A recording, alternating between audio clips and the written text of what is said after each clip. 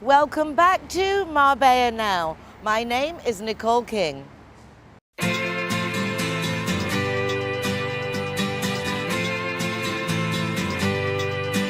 Hey, hey, it's a brand new day. Hey, hey, hey, it's a brand new day. Halfway twisted. Spring has sprung in Marbella, and you can really feel how much life is going on in our fabulous city. I'm back today at the exhibition centre in Marbella, the Palacio de Congresos, where I'm going to welcome my guests, and I'm delighted that you're going to join us. Hey, hey. It's lovely to be back in the Foreigners Department here at the Exhibition Centre. Everyone's busy in their offices, but we're taking advantage to welcome our guests here, and I'm delighted to meet my first guest. His name is Pablo Molina, and I know his dad, and it's ever so curious to know that Pedro Molina, the artist, who I've had the honour of privilege of interviewing a few times, and having his artwork on one of our love mugs that we started a campaign to try and raise money for mental health awareness. And now sitting next to me, thanks to CIT Marbella, is his baby boy, who's got a great business going on. I'm really looking forward to knowing more about it. Lovely to meet you, Pablo. Really nice to meet you, Nicole. Does everybody, I mean, Marbella is a pueblo, it's a small town. Yeah. Mm-hmm. And I suppose, did you grow up here? Are you from... Yeah. I was born in Malaga because, well, there was no hospital yet here in Marbella. But since I was a baby, I grew up here. So now making your own identity as Pablo Molina, because everyone must know you as Pedro's boy. Yeah. And having such a great reputation, being such a renowned artist, teacher. Yeah. Singer. Everything. Yeah. And now I'm starting together with my brother Álvaro. We are starting our business in Ricardo Soriano. And well. What part is Ricardo Soriano? You on this end by the exhibition centre or right up the other end? We are in the other part. We are next to really near to Alameda. Okay. And really we are near to the television studios. Oh, so you're near our RTV Marbella studios. Yeah. Good parking, easy parking around there. Yeah. Oh, that makes a big difference. Yeah. That's really really good point, no, for our business. We are in the number 12 of Ricardo Soriano. So you're right by our studios. You're very, very close. Yeah, really very close. Exciting. Very and I close. love what you do, and I love the name Sana Mar. It sounds like healthy ocean, and it's a health center, but more. I'm not really big on the word holistic center, but it's definitely very natural, using nature basically to heal, and I love that philosophy. Yeah, we work with holistic techniques. Well, especially myself, I work with sound therapy, with singing bowls, Tibetan singing bowls, also with gongs, flute, and also with my voice. I also sing. No? I do the throat singing, the diphonic singing is called, like Tibetan monks. And yeah. How did you get into all this Oriental medicine? Since I was 15, 16, I am a musician since I was 13, no?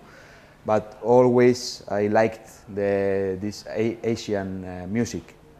But more specifically, 4 years ago, I started a course, no, with my master, Christine, and I learned more specifically, more deeply, the benefits of the singing bowls and the sounds and everything.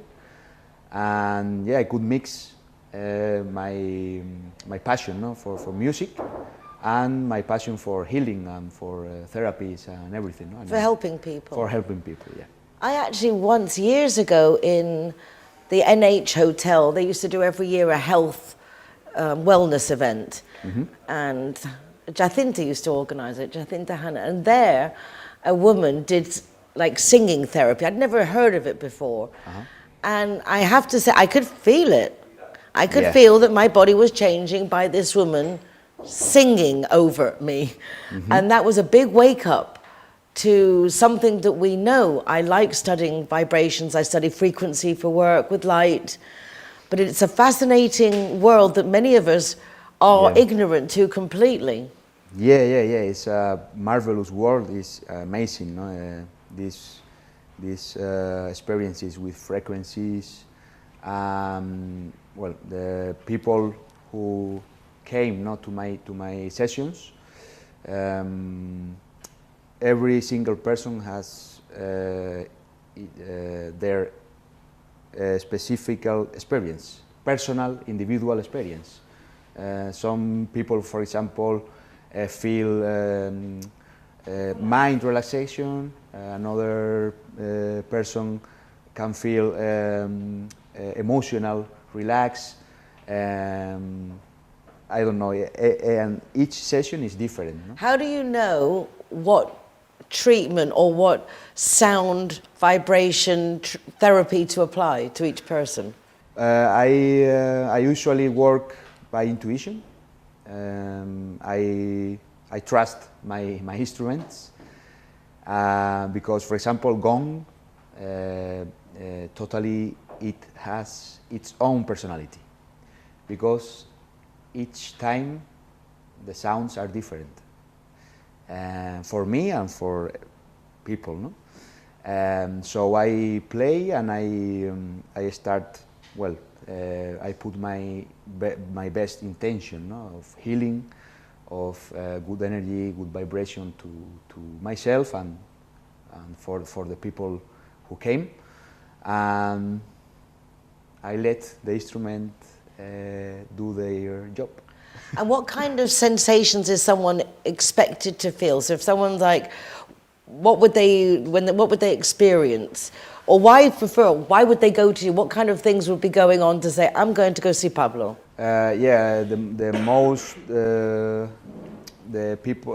Most people who comes, they come because they are looking for relax, because they are stressed or they feel anxiety, and they look for relaxation mentally, no?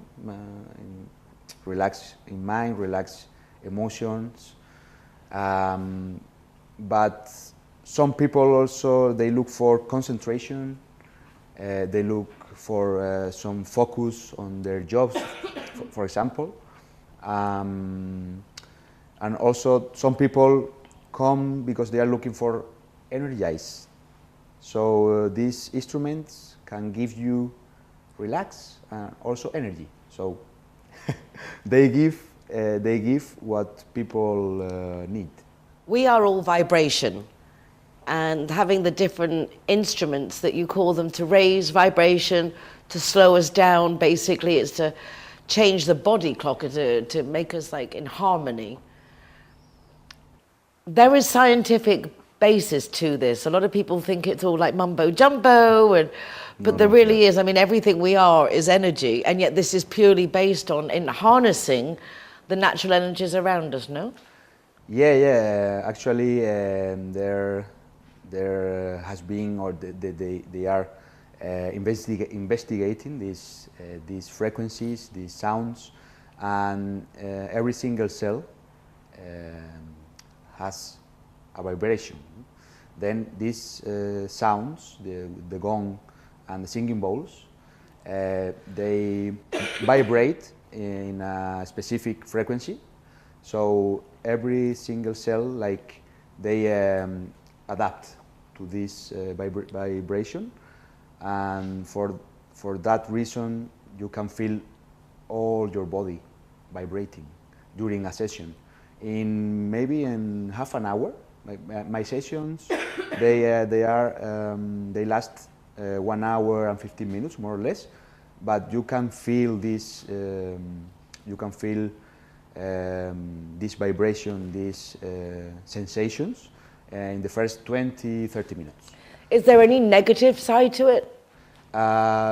People with with heart disease, something like that, it's not recommended.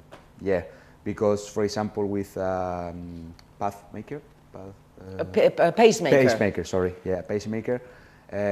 This vibration can affect this pacemaker. So we always ask people, no, if they have these heart problems or something. But that's it.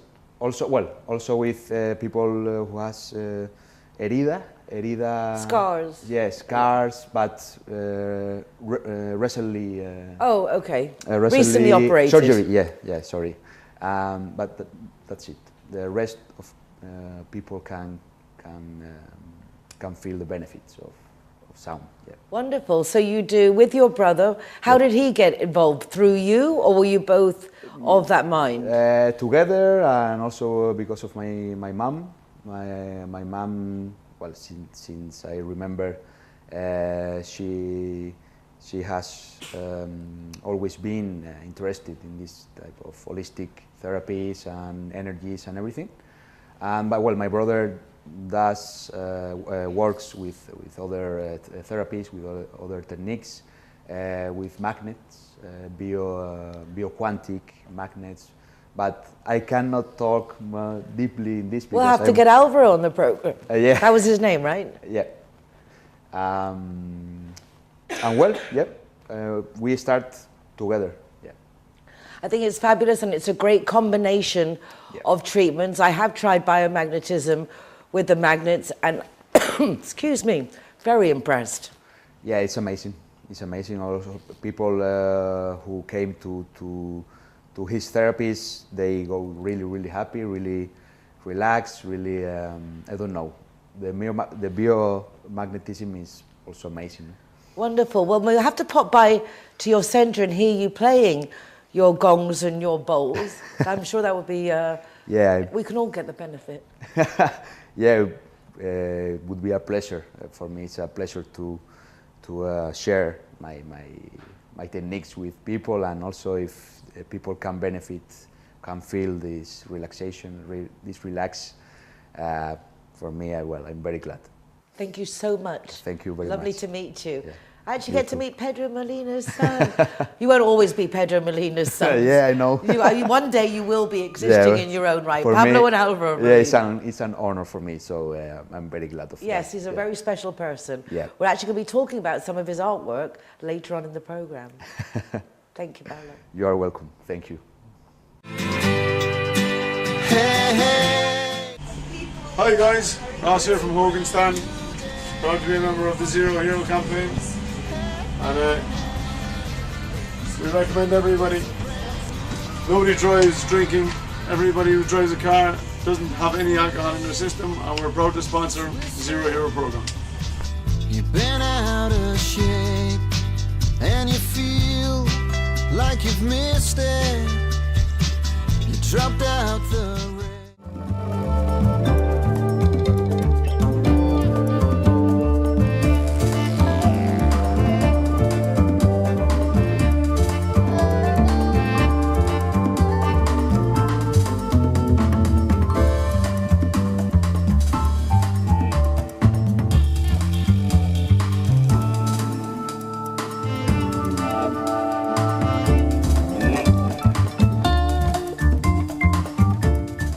Zero Hero. Welcome to Picú Banus.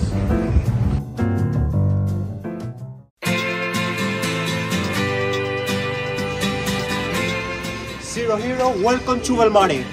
hey, it's a brand new. I'm delighted to welcome back to the program Martina Spann, a dear friend and the coordinator of the German schools in Spain and Portugal. And last week, firstly, Hello, how lovely to see you, Martina. Welcome back to Marbella now. Lovely to have you with us. Good morning, and thank you for having me again. Well, it came in just logically. Last week I was interviewing a lovely young man who's from a family business, and he told me he went to the German school. And the minute he said that, I was like, oh, Martina, we need to catch up, because I know you've been on different trips and representations of the schools. You've done a trade fair. You've got all kinds of things going on. And I thought it would be nice to have a little catch up, because a lot of people go to your German schools. Yeah. Yes, well, actually, not here in Marbella, in the German school of Malaga, because we call it after the province, and also the first German school in Malaga was in Rincón de la Victoria, El Palo, so it was in Malaga Center, and so we are still called the German school of Malaga. We have 50% of Spanish children and 50% of German children, but overall Spain, it's more like 90% Spanish children, and also in Portugal. Curious. I mean, I would think my first choice, if I was a foreigner or a Spanish person, having schools setting to an international school, I think maybe the English schools, but to see this preference for the German schools, I actually find it kind of interesting. How is your system different? What is the curriculum like for a German student? Because I know that you're very knowledgeable, but what's like the difference, the speciality of the German education? Well, it is very much find your own solution. It's not a very frontal system where the teacher tells you and you just write it down. Although the English system isn't either. It's also not very frontal, but it's more towards sports or arts, which the German system is not. It is very science-based, although our children come out with 4 languages. And 4 languages? Yes. And also our English level is pretty good. If a child decides, like after 10th grade, which is very late because it's right before the last 2 years, the bachillerato, to go to an English school, and we had cases, nobody lost a year. They could go straight into an English school and the English was good enough. So it's very high level? Yes, yes, absolutely. And traditionally, a lot of Spanish families appreciated that system. And it's completely opposite to the Spanish system. 100%. The Spanish system is very much, here's the information, learn it, and give me back specifically that. So it's very different. And in the German system, it's here is a problem, bring me a solution. You have 45 minutes, that's the lesson, and just come up with your ideas. And but I must say, it's not only in Portugal and Spain. Lots of high politicians around the world were pupils of a German school. If you take Mexico, whatever country you take, you will find mostly somebody in the government that has been going to a German school. Also, it's amongst the highest ranking schools in the international ranking. Obviously for a reason. Good reason. I don't see much promotion of the German schools. Again, you see a lot of other schools advertising. I don't see the German schools advertising, but you have a very, very big attendance. So it's obviously this innateness of German education. I find it curious. Yeah, well, I mean, also we are the second biggest system of schools abroad that are subsidized by their own government. The German government subsidizes the German schools abroad, which is 135 schools around the world. Only the French have more schools. I'm not saying schools, international schools of one country. Of course, there are more English schools, but not those which are subsidized by the government. Only the French have a bigger number. I think they have 400 schools internationally. And we have a fixed proportion to the amount of or size of the schools sent by Germany in teachers, which guarantees we have the same finals as in Germany. So they go into any university around the world with the German finals. With the German Abitur, you can join any university in the world. It's accepted. Of course, a lot of universities, like here in Spain, they do their own entry tests, but that's a different thing. But you do not have to do any convalidation. The German finals allow you to enter any university in the world. It's really very important. Actually mentioning that, the British ambassador said that they, at the back end of last year, had organised finally to make it that the English education and the Spanish can be interchangeable, which is very important also if you finish your A-levels and you want to go to university and you studied here. So having these abilities to be able to change, particularly in an area like Marbella where it's so international, is fundamental. But we have the convalidation since 2008. I know it that exactly because my own children were the first year that did not have to write the selectividad. They got the selectividad, having the German Abitur. They High got five. Yes. Yes, that makes a big difference. Yes, absolutely. And as I'm saying, we have the teachers sent by Germany. Of course, not all of them. It's a small proportion in comparison to the whole amount of teachers that we have in a school. And it was very interesting because the biggest education fair in Europe is in Cologne. And well, actually it switches between Cologne and Stuttgart, and this year it was in Cologne. And since we have the Confederation of the German Schools in Portugal and Spain, we have an own confederation since 1.5 years ago. And it's the first time we had a stand at that education fair. Your own confederation. Yes. Congratulations, that is exciting. It was awesome. And having all these young teachers coming to the stand, wanting to go abroad, wanting to know about the process, which is not easy, because as Germany is a confederation of different states, of 16 states, the teachers are sent by the states, but we are under the foreign ministry, which of course is federal. So you always have the federal and the states. And it's quite something. We are off to Berlin also, where all the different committees are meeting, and the government officials and our school authorities, foreign ministry that organize it. And that will be mid-May, because of course budget-wise we had cuts, like everywhere almost, right? So obviously these moments it seems very well organised, not surprisingly, by the German government, but to have this facility for kids or anyone international to learn the German system, be of the German way.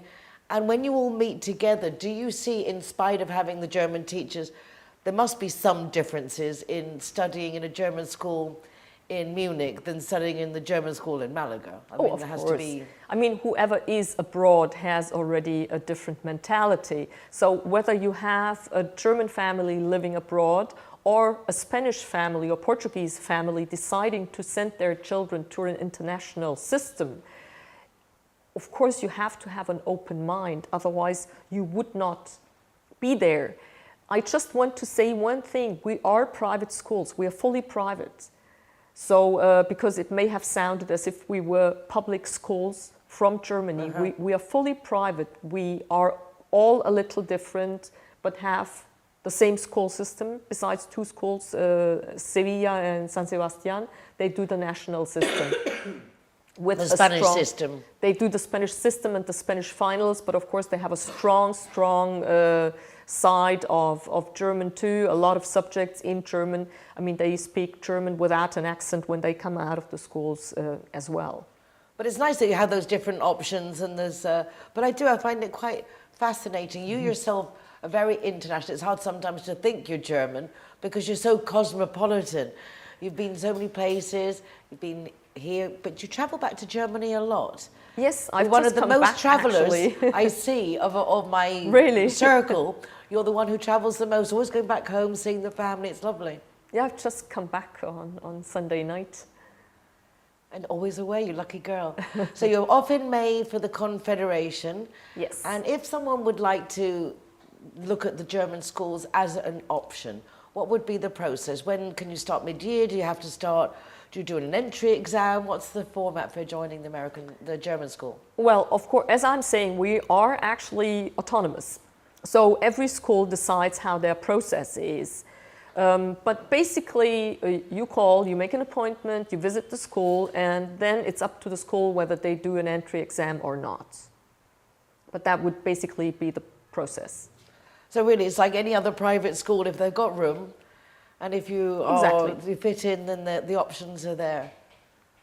Yes, yes.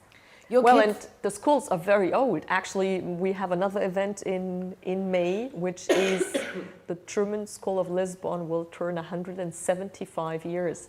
It's the third Malaga oldest, just had a huge 125, yes.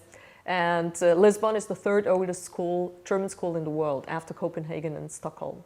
175 175 years years. of international education abroad for Germans. Yes. Stockholm is 140 or 50 years old. No, Copenhagen is 450 or 440 years old. And Stockholm, I was at the anniversary, is 410 years old. They started in the Cathedral of Stockholm that many years ago with a small room and yeah. Fascinating history. Will you be going to Portugal for the celebration? Yes. Yes. Yes. She likes to travel anyway, so like to try to keep you away from it. Actually, I will also travel to Berlin with the president of the School of Lisbon because she is our vice president to the Confederation. Our president is the president of the school in Madrid, and the vice president is the president to the school in Lisbon, because the Confederation is of the school boards. And what do you do in the sense, I suppose there's a lot of coordinating to keep some kind of semblance of similarity between it. But as the Confederation, I mean, is it a very busy job, or is it more like coordinating or ambassador? Yes, basically it's the latter. It's basically an ambassador. It's basically the link with Germany, with the school authorities, with the politicians, the government committee that's responsible for us, where our money comes from. That's the most important part. I do the PR as well. I do an Instagram, I do a LinkedIn, and I even do a podcast. So it's exciting, and we also promote the schools because, as you said, a lot of people don't know that we exist. So we decided also to promote us a little better. Why not? And to give us more visibility. Exactly, because I said I don't really see advertising for the German school. Yeah. I know through you that they're there, but probably if it wasn't for you or Count Rudy and Princess Mary Louise, well, I did kind of know, but never really taking into consideration that non-German people would think of going to a German school. So there you go. A good system, very strong on languages. And, Yes. Yes, I must say both of my children are alumni of the school here in Malaga, and we were very happy with that. Wonderful. Martina, lovely to see you again. Thank you so much. Thank you so much. Guten for Tag, having me. Dankeschön. Auf Wiedersehen. Tschüss. That's it. Apart from Kartoffeln and ein Glas Wein, rot bitter. No? Yeah, so Yeah, that's about it. Trade fair German. I used to go to Cologne as well for trade fairs. So. you can order your food. I can order my food and I can ask for mustard, but that's it. Thank you so much, Martina. Thank you so much too. Hey, hey.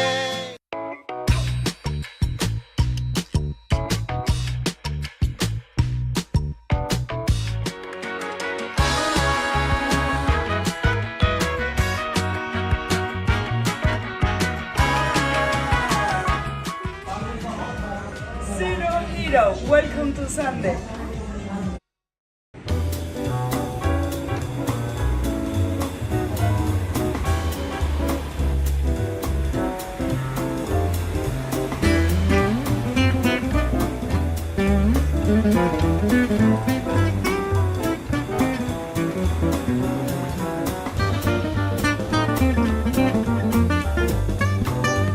Zerohero customers are welcome to Restaurant Alameda in Obal Urban Hotel in Marbella.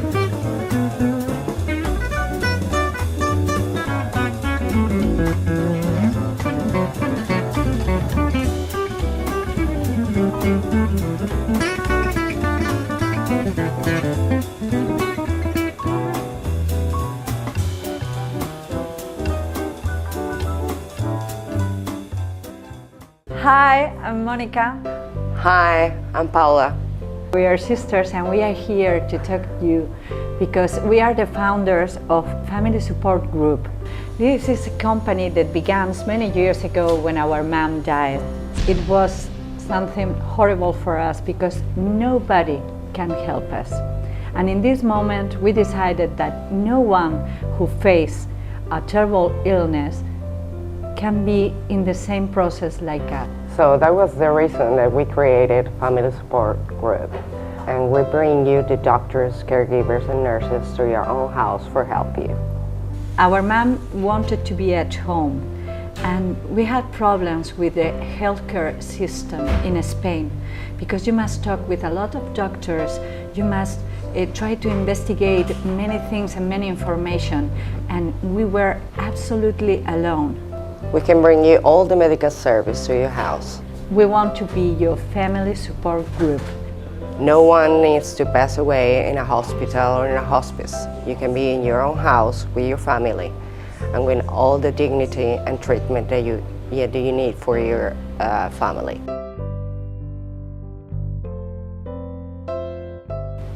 Call us. We are here for you.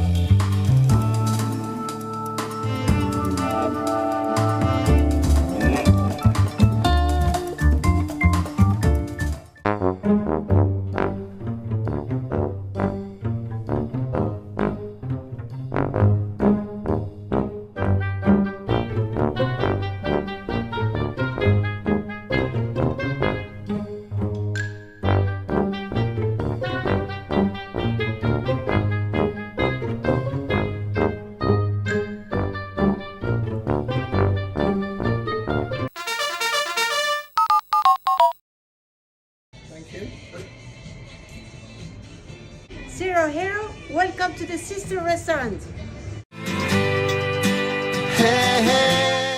Earlier at the beginning of the program, I mentioned talking to Pablo that we would be talking about his father later on in the show, and that is the case now because Pedro Molina, artist, is taking part in an exhibition coming up, which we all need to go and see because it's going to be fabulous. And the lovely Sofia is joining us today to talk about it. Sofia, how lovely to meet you. Oh, thank you. You are one of the artists in this Kavra group that's putting on this exhibition, correct? Yes, I am. And what is your style of art? What's your passion for art? Well, I mostly do a lot of styles. I don't set myself only one thing. I like to do many styles. I like to explore many options because to me, I don't want to limit myself. I want to explore many things and see what fits best for me. You're still very young, but I imagine you've been artistic. This is your way. It's like you feel art within yourself. You're an artistic expression. Did you know you always wanted to be a painter, or have you explored other avenues yourself? Since I was a small child, I was always doing some kind of art. When I was a little kid, I used to do, well, I didn't have enough money to buy toys. My parents didn't have enough money to buy toys, so I made it myself. I made my own toys with just cardboard, plastic, and paper. Basic stuff for a kid, but I like to do my own things. And I was always, I was always drawing, I was always painting, so it was a lifetime of art. Wonderful. It's nice to see that you've made your own entertainment and you're now turning it hopefully into a very successful living. Yes. I'm very excited for you. Where are you from originally, Sofia? From Buenos Aires, Argentina. Very nice. I've been there and it's a very lovely city. Yes. And what brought you over to Marbella? I mean, I know many Argentinians come here, but are you living here now? Yes, I've been living here since 2008. I was like 10 years old when I came here. With your family then? Yes. And are you loving the change? Do you get to go back to Argentina ever, or is it very much now everything in Spain? We are very comfortable here. We feel safety when we go out on the street. We feel safe. We have many opportunities of doing whatever we want, economically and socially. And we like it here, and we're going to stay here. Maybe we can come back to Argentina to visit family and friends, but this is home. This is our house. This is our home. Yes. Wonderful. Pedro Molina, I think, started the Kavra group back in maybe 2019. I remember him creating a group. How did you find out about Pedro's group of artists?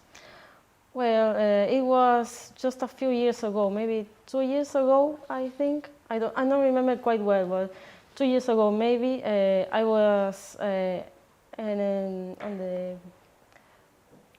I can't remember the place. Paseo del Mar. Yes, I was on Paseo del Mar. There was an exhibit, and I was like working with a friend there, and I saw Pedro's exhibit, Pedro's place, and I just went attracted. There. Yes. Yes, I mean, I can see it's lovely to have an association like a group like that. Yes. So tell us about the event that's coming up now that we all want to come and visit. Tell us where it is and who's painting, what are the artists involved? Well, there are many artists involved. I can't remember all of them. Maybe there are 12 of them. It's about challenging the definition of art, especially conceptual art. Some people think it's a joke or a scam, and some people take it serious. They work as conceptual artists, and we are challenging that definition. There are some voices that agree with that kind of style, and others that don't agree with it. And there are many opinions put on the exhibit. So you have a lot of different styles going to be at the exhibit. And where is it going to be? In Cortijo, Miraflores. Oh, lovely. That's a fabulous place to have an event. Yes, it's our go-to place where we can do the exhibits. It's our favorite place to do it. And this is happening when? What's the dates of the exhibition? On 27th of this month, of April, to 26th of May. Wonderful. So we will have time to go to Cortijo Miraflores to go and see your artwork, Pedro Molina's artwork. And I know Dana Novak is also part of the artist that is going to be presenting their works, which is very exciting because we have a very large art scene actually in Marbella, lots of art galleries. Yes. How do you feel as an artist in Marbella? How is your world? Because it's not a little world; it's quite an established world. Well, I'm actually very new on this movement. I'm telling you, I started 2 years ago when I met Pedro on the exhibit, and he invited me to his group, and now I'm part of them. But to me, everything is new. I just started and exciting. 2 years ago. Yes, I want to do more. I'm very excited. Yes. Where do you see yourself from now in 5 years' time? What would you like to be doing in 5 years' time, and who would you like to be doing your art for? Well, there are many things I would like to do, but I especially want my own place to produce my art like a study, to produce my art, to do collaborations with other artists and help other artists to grow, especially young people, and maybe have my own exhibits around the world. Why not? Yes. Exactly, why not? Dream big. Yes. Because if you dream it, it can happen. It's just, it will materialize.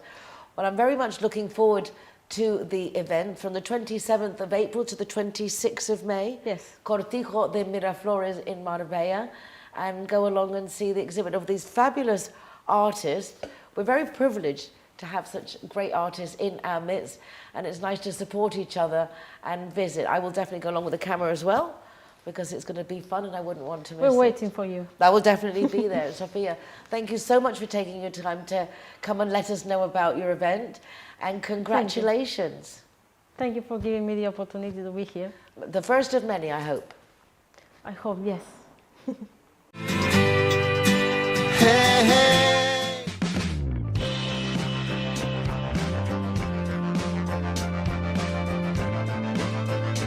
Zero Heroes, welcome to Urban Chai.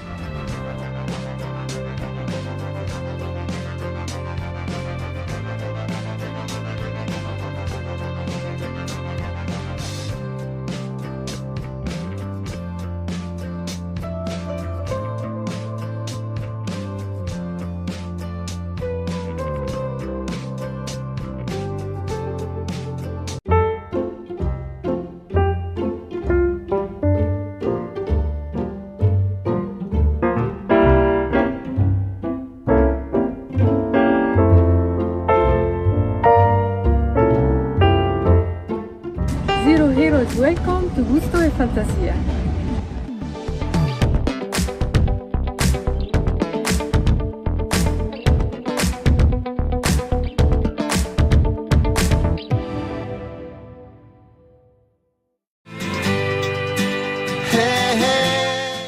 It's a program of familiar faces. A big welcome back to Lily van Tongeren, our animal specialist, the person who loves dogs more than anyone else on the planet. Well, I wouldn't go that far, but lovely thanks. to see you. In fact, I should have mentioned before with Martina, it's probably a woman who loves cats more than anyone else on the planet. So it's lovely to have animal lovers. I think it's a good sign It's very of people important. who like animals. Yeah. I've got Boy back, giving him another chance to see if he'll sit still while we're here talking about animals.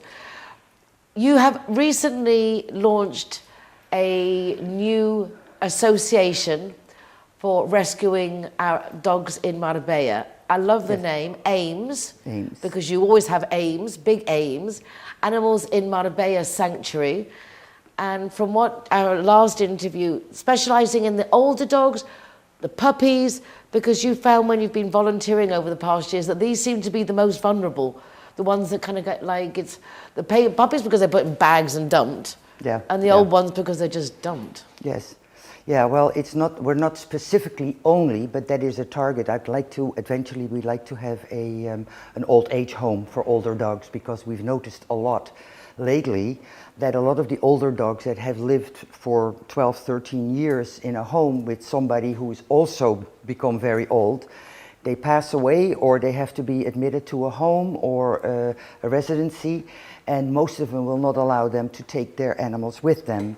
So then the animals, if the family do not want to take care of them and the owner has not, prepared for this situation, the dogs end up in a shelter, and that is the most traumatic experience for any dog. For everyone. For any dog, but specifically for older dogs who are totally lost, are totally traumatized, and we really try to kind of avoid that as much as possible.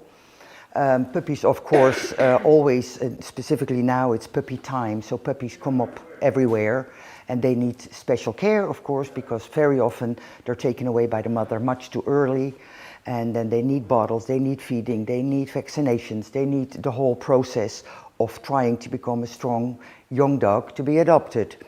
And that is what we would take care of. But we also take care of dogs that really need special care, because we've seen also that a lot of dogs that have either been living outside in the campo or have been maltreated or have had some kind of experience that sometimes we don't even know, that they come to in a shelter and they will be lovingly taken in and put in a cage, but many of them will need special attention to be able to get out of the traumatic situation they're in. And in the bigger shelters, we noticed that, of course, there is not always the time or the personnel or the volunteers or the know-how to deal with those animals that need that extra attention to be able to prepare them for adoption, because that's ultimately what we want for every dog in any shelter, is that they get a second chance to a good life.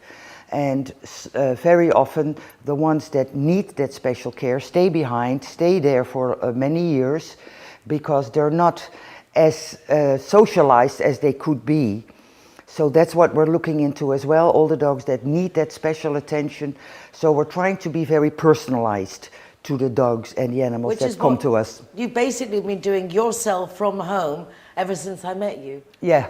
Because I've seen you rehabilitate, you've had dogs that can't walk, and then you've had wheels on them, and then you take them to therapy. I mean, it's a process, but you do this process, and you do it with many dogs.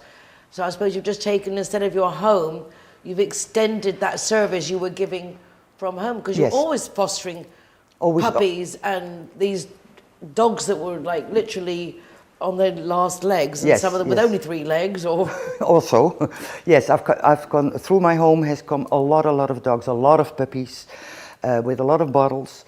Some older dogs that have stayed with us in the house for the last few years.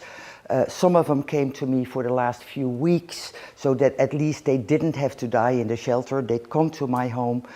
They've been loved, taken care of, you know, be with my own dogs, who are always very loving.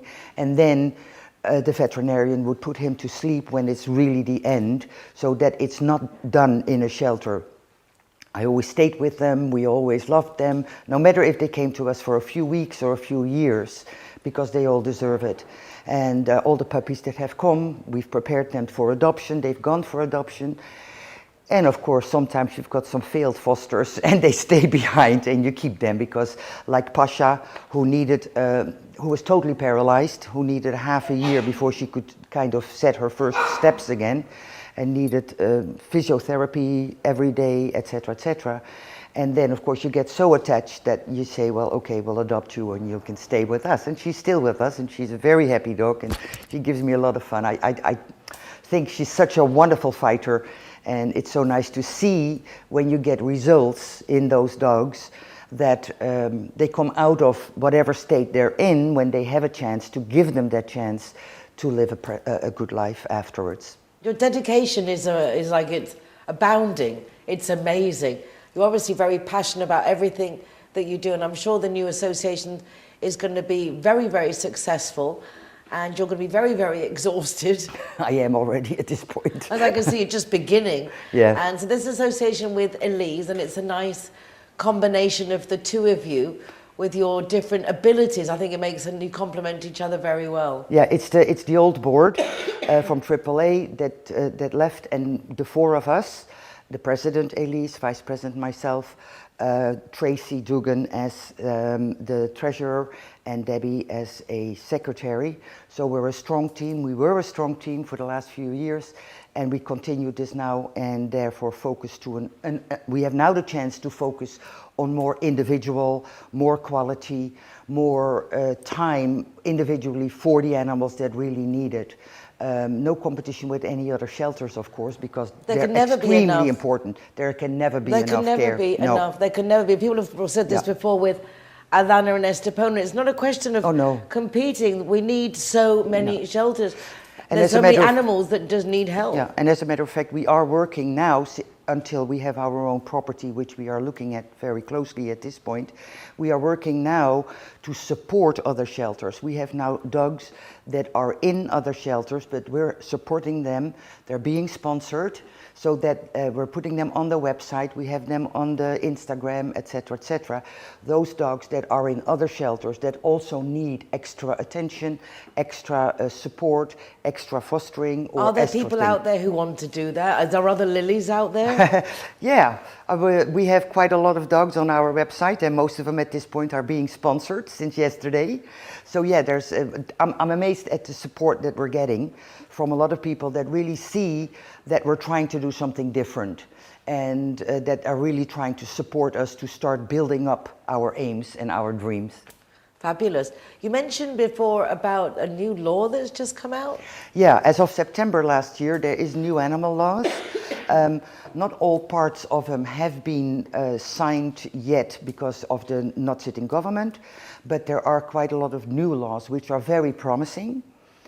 First of all, the most important one that I think is that pets are now being thought of and have to be thought of as members of the family. So not objects or things that they have to use or used for either protecting the home or whatever, but are being part of the family and need to be treated that way. So there's different things that you cannot put them on a lead outside for too long. You cannot leave them on an unsupervised balcony or in a place too long. You cannot leave them at home longer than 3 days and even 24 hours for dogs. There are not any more stores that can sell pets.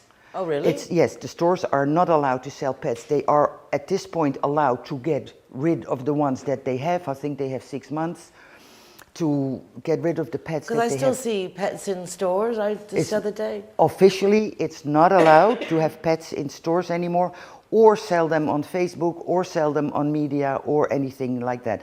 They are only allowed to be bought from officially registered breeders or from officially registered sanctuaries or shelters. And that is where you can get your animals now. It makes sense. I mean, your big thing has always been don't shop, adopt. Yes. And it does make sense. Yes. Or going, even Nando was mentioning the other day about going, if you're going to buy a dog, go to a breeder that specializes in one breed, that wants a healthy breed to continue, and therefore you're going to have a lot less problems with the dog as well, because all these strange people just out to make money, and in the end it affects the health of the animal. Yes, there are still unfortunately what we call the bred breeders, and even though they have, like, these are being bred illegally a lot, and some of the situations are just so horrible. The little mothers only are there to produce, and they're exhausted. We've had several that come to the shelter that were just totally lived out. You know, they were lived out. Ruth has one of those. She adopted her little doggy exactly for that reason. Such a young dog and already had 4 litters. It was just only for money. Yeah. And that's why it's such an important law, that because we went once to a breeder who was being emptied out by the police, and they called us, and we rescued few dogs from them. That was the first time I really saw the horrible conditions that those animals are in. And they were connected with a store not too far from here, and that store was luckily closed as well. And so that law that no more selling through stores, because you do not know where they come from, very often they're in not a good health situation. I've had stories from people who bought dogs for €1,000, €2,000, and within several weeks or months the dog was sick, could not be helped, had problems, etc., etc. So only go to officially registered breeders, and even then make sure you look at the whole situation, make sure you meet the mother, make sure you know who the father is, make sure what the whole story about the breeder is. And other than that, I would say please go to shelters. There is 200,000 to 300,000 animals abandoned in Spain per year. Wow. And most of them will end up in shelters. 1/3 of them will be put down. That also is changed in the law. You're not allowed to put down any pet unless it is authorized by a veterinarian. So you cannot go to a veterinarian, say, I cannot take care of my dog any longer because I think he's too old, it costs too much money, I cannot afford it, please put it down. Which happened a lot. A lot, yes. Yes, I've known people do yes. that. So now people cannot have their dogs or any pet put down until it is certified by a veterinarian. And then it has to be only for, you know, the right health or not health reasons. So yeah, there's quite a lot of changing, but it takes time. It really takes time. Are the Povenkos included in any of these changes of laws? No, unfortunately not. The bulls are still allowed to be burned or stuck to death or whatever they do to the bullfights and the different cultural festivals they have with animals, like throwing donkeys from a rock, having the horns of a bull put in fire and have them run for hours around with their head on fire, Pamplona, bullfights. It is getting less, as you know, the bullfights, but it's still allowed. They are not yet protected under the law. The Calgos and the Podencos, which are the hunting dogs that are generally the ones that are misused and abused the most, are not under this law as well. It was proposed, but then there was a lot of opposition from the countryside, from the hunters, from a lot of hunters and older people that think, hunting is wonderful. So have they got a purpose? They can abuse them and leave them out, and because the worst thing is, I don't know if people know this, and I don't know if it still goes on, but up until at least 15 years ago, I definitely know that when they finish the hunting season, they take these dogs and they basically string them up by their, I don't even want to say it, but they string them on their necks because they don't need them anymore and they want to get rid of them. Yeah, they had to put the cargoes, and after the hunt, they would have a festival and they would torture the dogs, singing, drinking, torture the dogs. They would hang the cargoes, and it hurts like hell. I'm getting goosebumps. Yeah, let's change the subject. They were playing the piano with their toes on the floor. That law needs to be changed. It needs to be changed. So it just needs Luckily, addressing. it is not as bad as it was anymore. Luckily, quite a lot of hunters are realizing that it's not the way to live. And they will bring now, some of them will bring their dogs that they cannot use anymore or do not want to use anymore. They will bring them to a shelter. But that's only, at this point, a very, very small percentage. But the mentality, undeniable, I've lived in Spain for over 40 years, the mentality towards dogs has improved tremendously. Yeah. Tremendously over the last years. Absolutely. Very much now I see lots of Spanish families embracing their animal as a pet, and it's very much part of the family. So there's a very big change. Over the last many years, a lot have changed in that. As you know, 40 years ago, you would see cats everywhere, on every terrace, you would see that. A lot of dogs, being hit by cars on the side of the road. All that has changed in these areas, the coastal areas, a tremendous amount, because of all the shelters that have opened up, mainly because of a lot of the foreigners who brought in their ideas. And lately, the last few years, the Spanish are also, of course, realizing that it is a very different situation, that a dog has feelings and emotions and not just an item to use. I suppose everything is education. A lot of things we don't realise. I mean, it's only when my granddaughter talks to me about veganism and you hear a 5-year-old who says, "Do you enjoy eating dead animals, Nana?"